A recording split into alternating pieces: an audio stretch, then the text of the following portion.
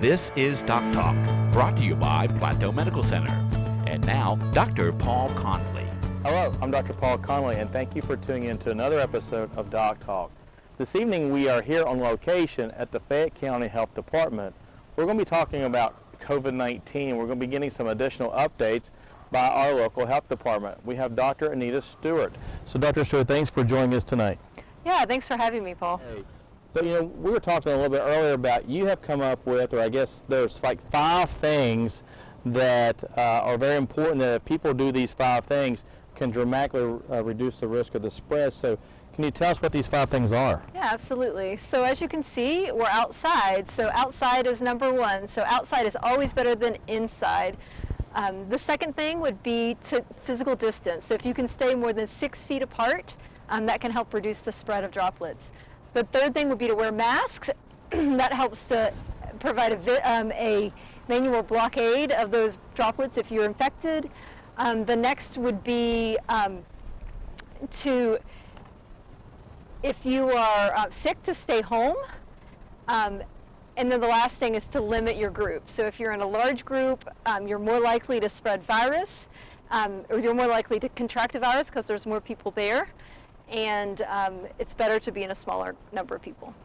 Yeah, we were talking a little bit, about, the use of masks. And, one of the things I had seen, which was pretty amazing, that if you have a patient who's asymptomatic, and we know that up to 40% of people with this virus can be asymptomatic, but they're still spreading virus. But if that person is wearing a mask, the risk of that person transmitting the virus goes way down. Is that correct? Yeah, that is correct. And absolutely, we know that my mask that I wear would protect you from me, and your mask would protect me from you. So we're doing masking in our communities to protect one another. It's the right thing to do.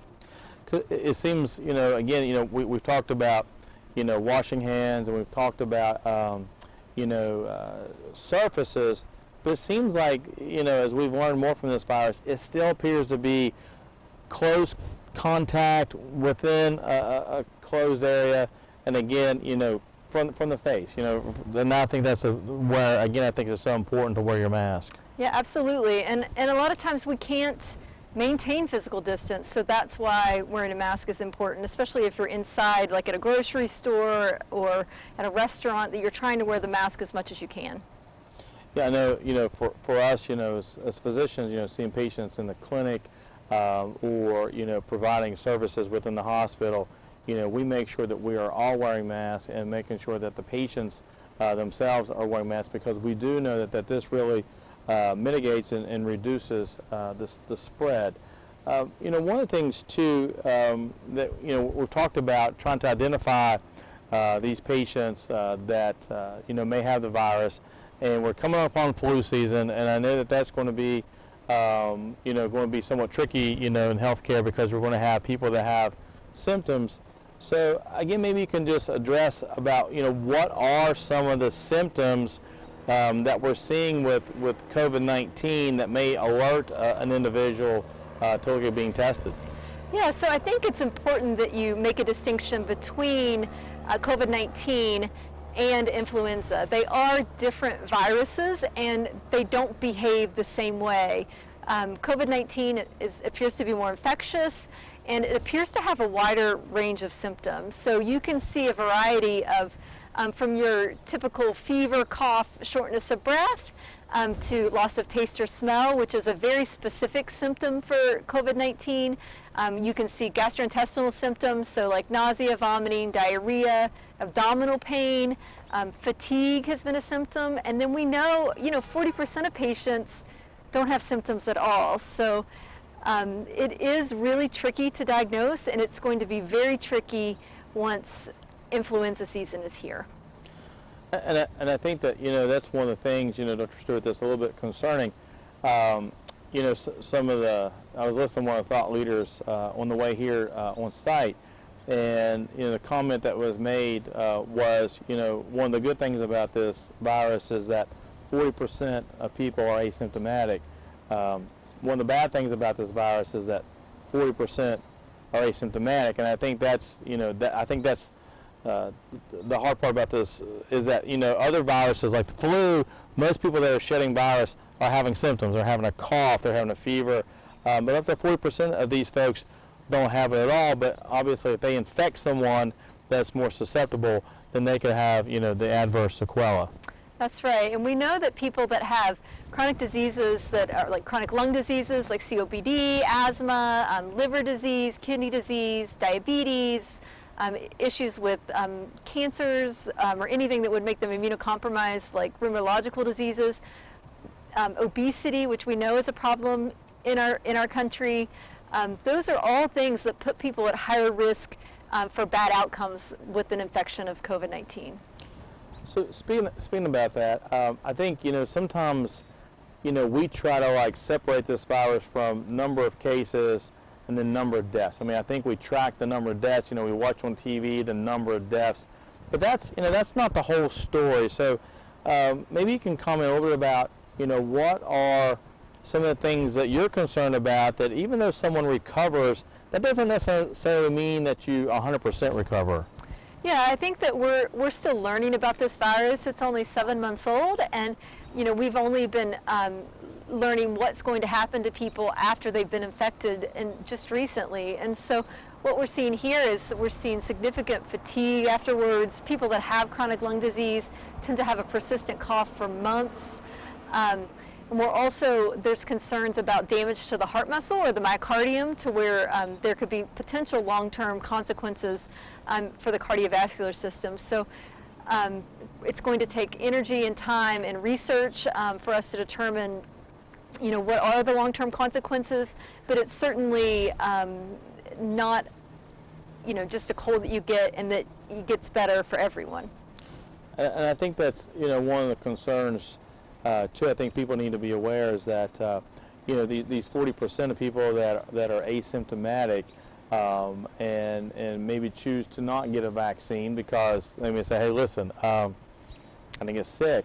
I think, there's some question, I guess, out there. Maybe you can help us with this. Is with that person, if they don't get a vaccine, could they contract the virus again? And if they do, maybe they have a different, outcome. Yeah, right.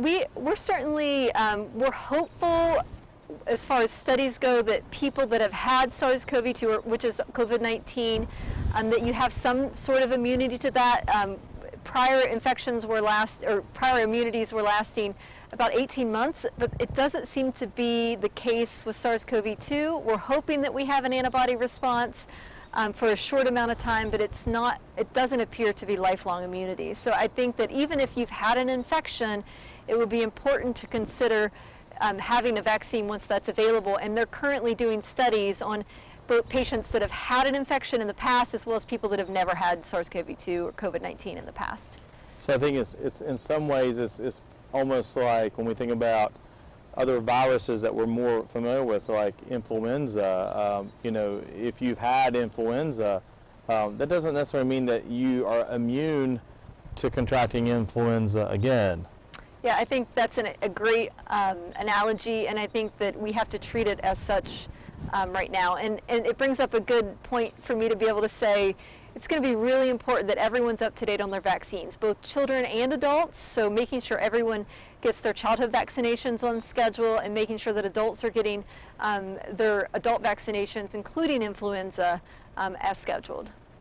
Yeah, we had an episode on this program, and we were talking about the importance of making sure that folks are getting their influenza vaccine.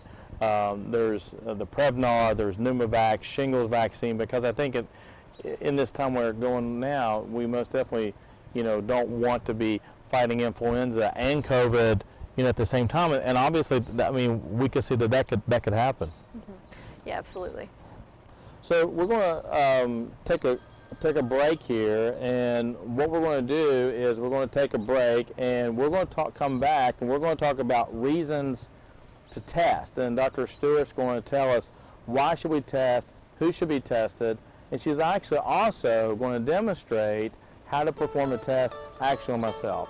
So those folks watching, stay tuned, and we'll be right back.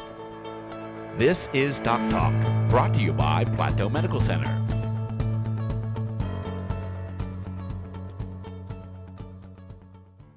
At Plateau Medical Center, we have the newest technology, which is robotic surgery.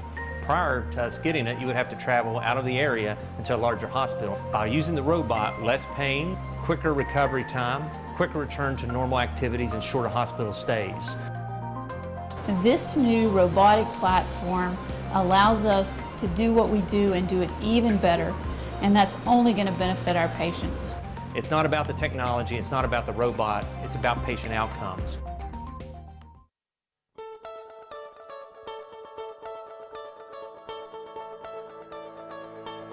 This is Doc Talk, brought to you by Plateau Medical Center. And now, Dr. Paul Conley.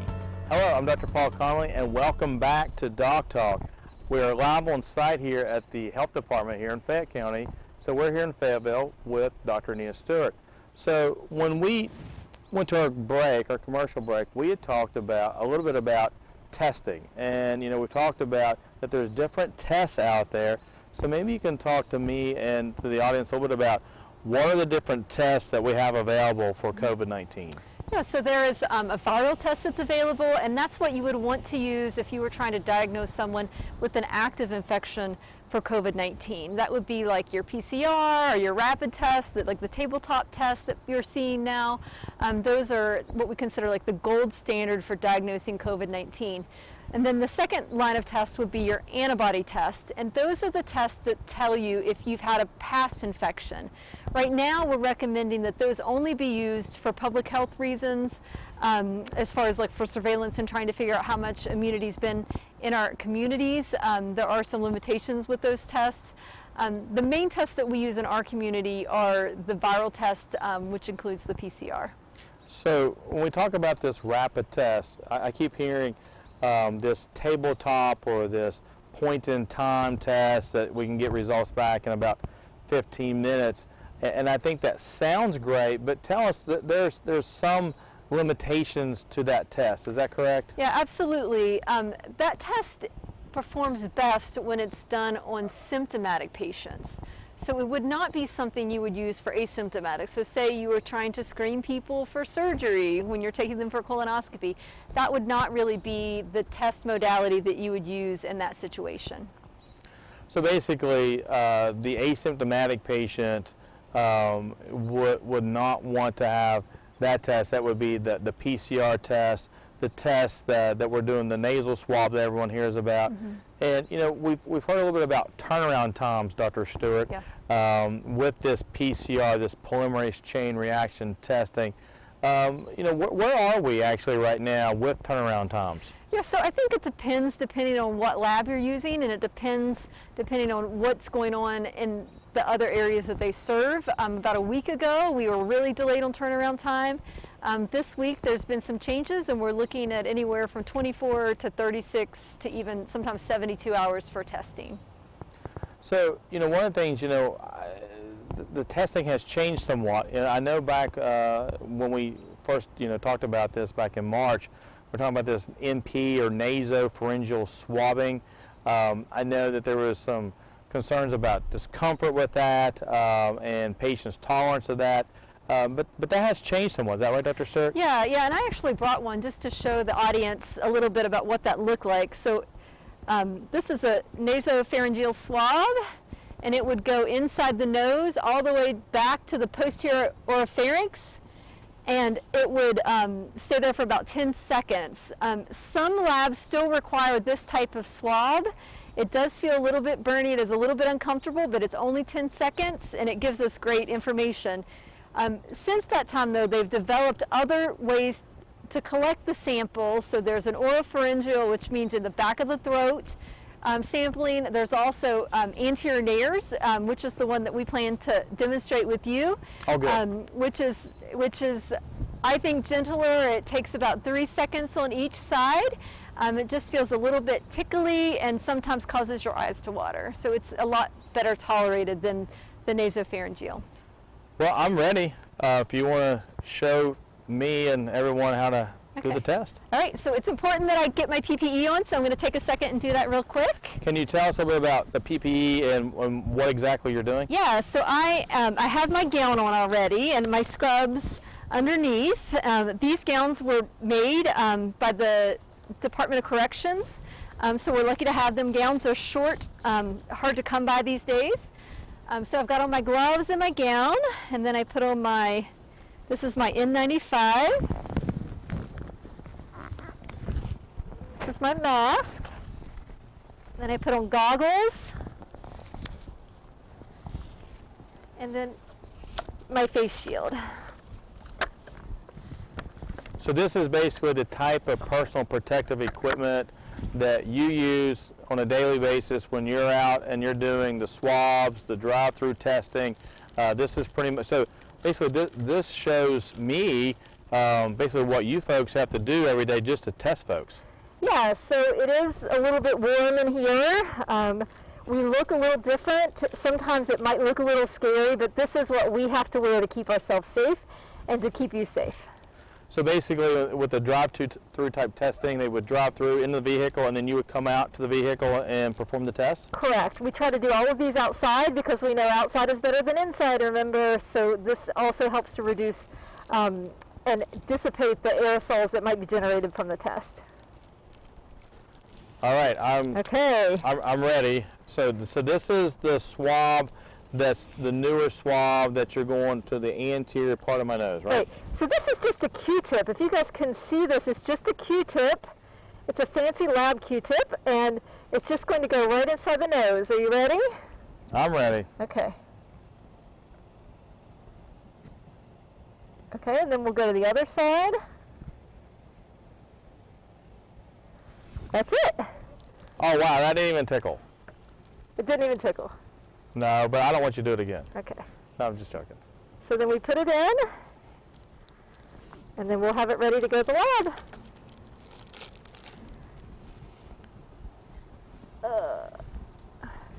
So can you do actually the other one on me? Yes, no? Do you want me to do the other one on you? Sure, I want to try it. Okay. I want to just see how this compares actually. Okay, so let me change gloves. So, but right now, is that even an option, or is it pretty much we're sticking with the anterior nasal swab?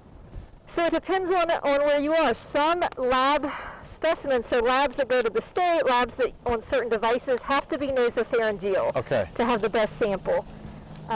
So there may be a time where you would actually want to use this This test. one instead. Yeah. Okay. Yeah. Okay, so you ready? I'm ready. So I'm just going to have you Okay. go like this, and then I'm going to turn. This stays flat along the palate. Goes all the way to the back. I told you I didn't want to make you cry I'm not crying. during this. I'm not crying. Not yet. Okay, that's it. That wasn't that horrible. Yeah. Wow. I like the You are first one. tearing up a little bit. I like That's the okay. first one better. Yeah. I like the first one better. Well, I tell you what, I really, it looks like we've come to the end of, we're running out of time, and I want to just tell you again how much I appreciate you, coming out again this evening, on site like this, and talking a little bit about the 5 things to keep us safe, making sure that we know how the testing is and how simple the testing is. And I just really appreciate everything that you're doing here in Fayette County and in West Virginia to keep us safe. I do know with folks like you that we're going to get through this pandemic. Yeah, well, thank you for having me. It's been a pleasure to talk about these things, and I think the more knowledge that we can share and the more information we can get out that's accurate, the better people will feel and the more likely we can work together and beat this virus. This is Doc Talk, brought to you by Plateau Medical Center.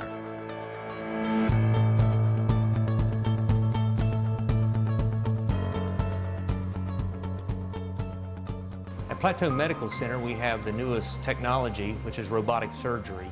Prior to us getting it, you would have to travel out of the area into a larger hospital. By using the robot, less pain, quicker recovery time, quicker return to normal activities, and shorter hospital stays. This new robotic platform allows us to do what we do and do it even better, and that's only going to benefit our patients. It's not about the technology, it's not about the robot, it's about patient outcomes.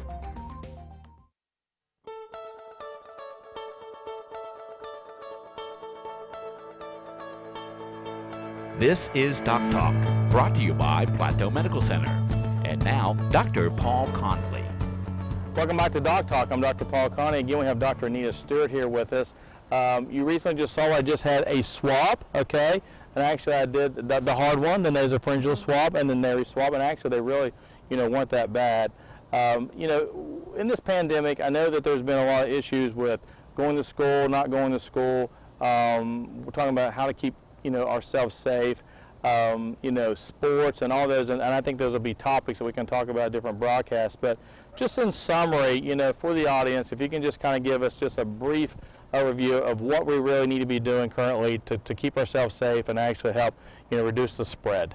Yeah, the only tools that we have right now are non-pharmaceutical interventions. So those are the things that we talked about at the beginning. So remember, if you have a preference, outdoors is always safer than indoors. So if you have an event, try to move it outside. And the second thing would be to limit the size of that event. So smaller groups are always better. Third, wear a mask. That protects you from my droplets, and if you wear a mask, it protects me from your droplets. The next would be physical distancing. So if you can stay 6 feet away, that reduces the risk of those droplets actually getting to you. And the last thing would be, if you're sick, we should be staying home. We shouldn't be going to work. We shouldn't be going to school. We need to be staying home to protect others from getting sick if we would currently be sick at that time.